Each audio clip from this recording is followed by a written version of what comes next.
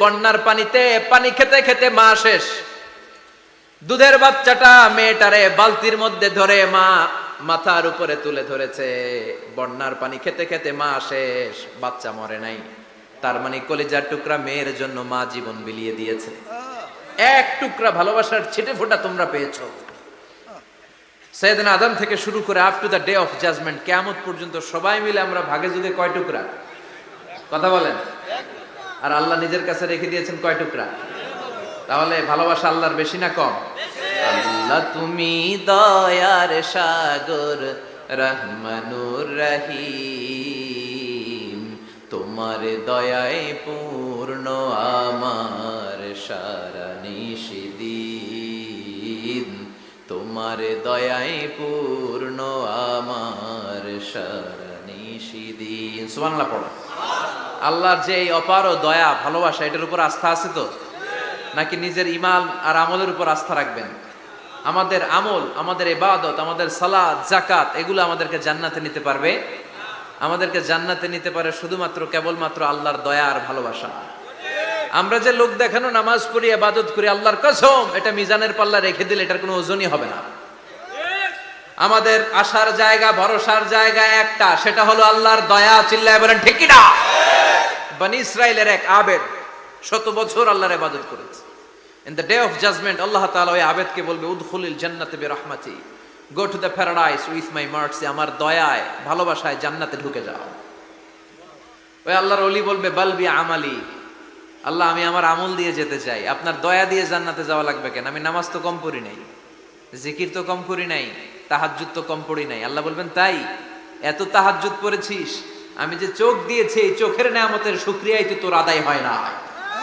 এই দুটি চোখ দিয়েছ বলে দেখি যে কত অপরূপ, নয়নাভিরাম খেতে খামারের জুড়াই জ্বালা বিধুর ধূপ, তোমার দেয়া চোখের শুকুর জানাবো তার ভাষা কই, যতই দেখি ততই যেন পলক ছাড়া চেরই। ঠিক কি না?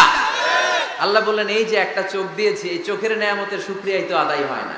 তুই আমার সাথে হিসাব করলি, ওকে ওকে, লেটস মেক এ ক্যালকুলেশন, চল একটা হিসাব করি। তোর 100 বছরের ইবাদত এক পাল্লা রেখে দিলাম, আর আমি দয়া করে মায়া করে পৃথিবীর নাজ নেয়ামত আর সৌন্দর্য দেখার জন্য যে তোকে চোখ দিয়েছি, দুটা চোখ নয়, একটা চোখ আরেক পাল্লা রেখে দিলাম। ওজন দেওয়ার পর দেখা যাবে মুহূর্তের মধ্যে চোখের পাল্লাটা ভারী হয়ে গেছে। আল্লাহ বলবেন, এখন হিসাব বলে, you have to go to the hell fire, তোকে এখন জাহান্নামে যেতে হবে, যা জাহান্নামে যা।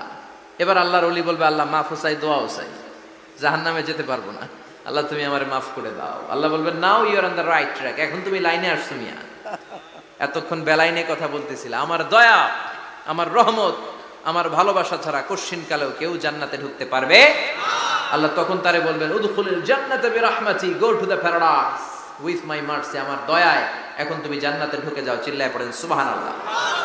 এজন্য মানুষ মাত্রই ভুল হবে, অন্যায় হবে।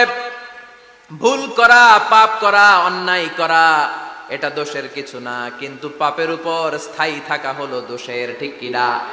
শয়তান ভুল করেছে, অন্যায় করেছে, সাথে সাথে যদি শয়তান তওবা করতো, ইবলিস রেও মাফ করে দিত কে?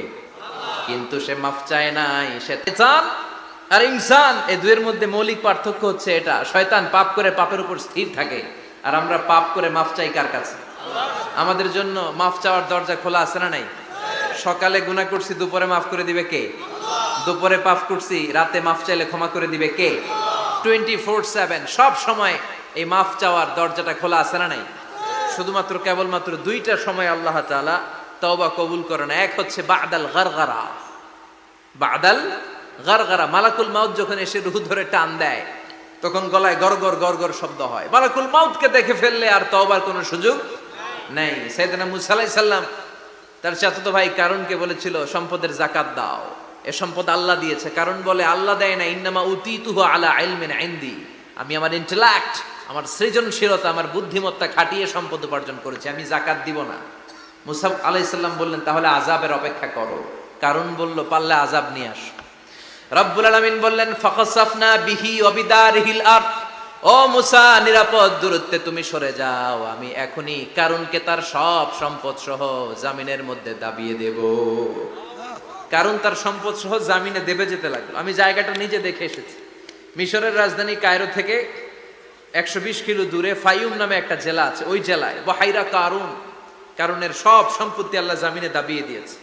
হাঁটু পর্যন্ত দেবে যায়, সে ভেবেছে আমি বেঁচে যাব, কোমর পর্যন্ত দেবে গিয়েছে বেঁচে যাব, গলা পর্যন্ত যখন দেবে গিয়েছে আর বাঁচার সুযোগ নাই। কারণ কয় মুসা সব সম্পত্তি তোরে আর তোর আল্লাহরে দিয়ে দিলাম, আমারে বাঁচা, আমারে বাঁচা, আমি তওবা করলাম। তখন কি তওবার সময় আছে?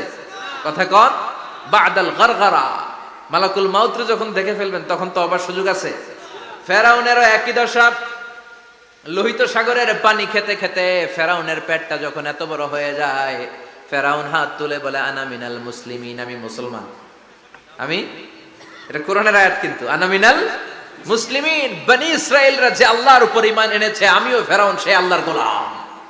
আল্লাহ বলে দ্য টাইম ইজ আপ, সময় শেষ, এখন তোমার ঈমান কবুল করা হবে। তার মানে বাদাল গারগারা তওবা কবুল হয় না। এই মৃত্যুর গড়গড়ানি আসার আগ পর্যন্ত চোখের পানি ছেড়ে যদি আল্লাহর কাছে ক্ষমা চান, জীবনের সব গুনাহ মাফ করে দিবে কে? শয়তান আল্লাহরে বলল, মাবুদ এত জান্নাত বানিয়ে কি লাভ, আপনার একটা বান্দারও জান্নাতে ঢুকাতে পারবেন না, আমারে বানিয়েছেন জাহান্নামী, আমি আমার সর্বোচ্চ চেষ্টা দিয়ে আপনার সবগুলা বান্দারে জামাতে জাহান্নামে নিয়ে একসাথে ঢুকবো, পারলে জাহান্নাম আরো কয়েকটা বাড়িয়ে বানান। আল্লাহ বললেন কেন কেন? শয়তান বলে লা আকুদান্না লাহুম সিরাতাকাল মুস্তাকিম, আপনার বান্দা জামাতে নামাজ পড়তে যেতে চাইবে, ওখান থেকে ধোকার ওয়াসওয়াসা দিয়ে আমি গানের কনসার্টে নিয়ে যাব, তাফসীর মাহফিলে কোরআন শুনতে যেতে চাইবে, ধোকা দিয়ে আমি মদের আড্ডাখানায় নিয়ে যাব, ওয়ালা তাজিদু আকসারাহুম শাকিরিন, একটারেও জান্নাতে ঢুকাতে পারবেন না। চ্যালেঞ্জ দিলাম। আল্লাহ বলল, শয়তান তুই আমারে চ্যালেঞ্জ দেস, আমি তো সব রাজার বড় রাজা মহারাজা, আমার সাথে তো কেউ চ্যালেঞ্জ দিয়ে টিকতে পারে না, চিল্লা এখন ঠিক কিনা? শয়তান তুই চ্যালেঞ্জ দিলি, আমিও তোর চ্যালেঞ্জ নিলাম। ওয়া ইজ্জতি ওয়া জালালি ওয়া ইরতিফাই মাকানি, আমার ইজ্জতের কসম, আমার জালালিয়াতের কসম, আমার মহানত্বের কসম, আমার ক্ষমতা আর দাপটের কসম, আজীবন আমার বান্দা গুনাহ করবে, পাপ করবে, অন্যায় করবে, কোন এক তাফসীর মাহফিলে এসে চোখের পানি ছেড়ে যখন ক্ষমা চাইবে, আমি জীবনের সব গুনাহ মাফ করে দেব। আমি আমার বান্দার জীবনের সব গুনাহ মাফ করে দিয়ে জান্নাতে ঢুকায় দেব। তখন তুই কি করবি? লা আগফিরান্না লাহুম মা দামু ইস্তাগফিরুনি, যতক্ষণ আমার বান্দা আমার কাছে ক্ষমা চাইবে, আমি আমার বান্দার জীবনের সব গুনাহ মাফ করে দেব। সুবহানাল্লাহ পড়ে। এজন্য রাব্বুল আলামিন বলেন, ইয়া আইয়ুহাল্লাযীনা আমানু তুবু ইলাল্লাহি তাওবাতান নাসুহা, তওবার মতো তওবা করো, তওবার মতো তওবা করলে যত বড় অন্যায় হোক, পাপ হোক, গুনাহ হোক, সব গুনাহ মাফ করে দিতে পারে কে? সাইয়েদনা আদম আলাইহিস সালাম ভুল করলেন, শত শত বছর কাঁদলেন। আল্লাহ বললেন, ও আদম কিছু বাক্য তোমারে শিখিয়ে দে, এই বাক্য দিয়ে তুমি আমার কাছে তওবা করো, তোমার তওবা কবুল করে নেব। সাইয়েদনা আদম বললেন রব্বানা, পড়েন রব্বানা যালামনা আনফুসানা ওয়া ইল্লাম তাগফির লানা ওয়া তারহামনা লানাকুনান্না মিনাল খাসিরিন। ও আল্লাহ আমি জুলুম করেছি নফসের উপর, ভুল করেছি, অন্যায় করেছি, অপরাধ করেছি, আপনি যদি ক্ষমা না করেন আমি শেষ হয়ে যাব। লানাকুনান্না মিনাল খাসিরিন, আমি ক্ষতিগ্রস্তদের মধ্যে শামিল হয়ে যাব। ঠিক কি না? এই আয়াত দিয়ে, এই দোয়া দিয়ে যখন সাইয়েদনা আদম তাওবা করলেন, মুহূর্তেই তাওবা কবুল করে নিয়েছে কে? আমরাও যদি পাপ করি, অন্যায় করি, আমাদেরও পাপগুলো মোচন করার একজন আছে না নাই? তিনি গাফিরিয যাম কাবিলিত তাওব, ওনার কাজই হচ্ছে গুনাহ মাফ করা। শয়তানের কাজ ওয়াসওয়াসা দেওয়া, আমাদের কাজ পাপ করা, ওনার কাজ মাফ করা। আল্লাহ ডেকে বলে, গোলাম তোরা যদি পাপ না করতি আর বারবার মাফ না চাইতি, তাহলে তোদেরকে ধ্বংস করে দিয়ে জমিনের বুকে এমন একটা জাতি আমি বানাতাম যারা পাপ করতো আর মাফ চাইতো, আর আমি মাফ করতাম। সুবহানাল্লাহ পড়েন। মাফ করতে আল্লাহর বড্ড ভাল লাগে, চোখের পানি দেখতে আল্লাহর বড্ড ভাল লাগে, কায়মনোবাক্যে কেউ দোয়া করছে এই দৃশ্য দেখতে আল্লাহর ভালো লাগে, চিল্লায় বলেন সুবহানাল্লাহ।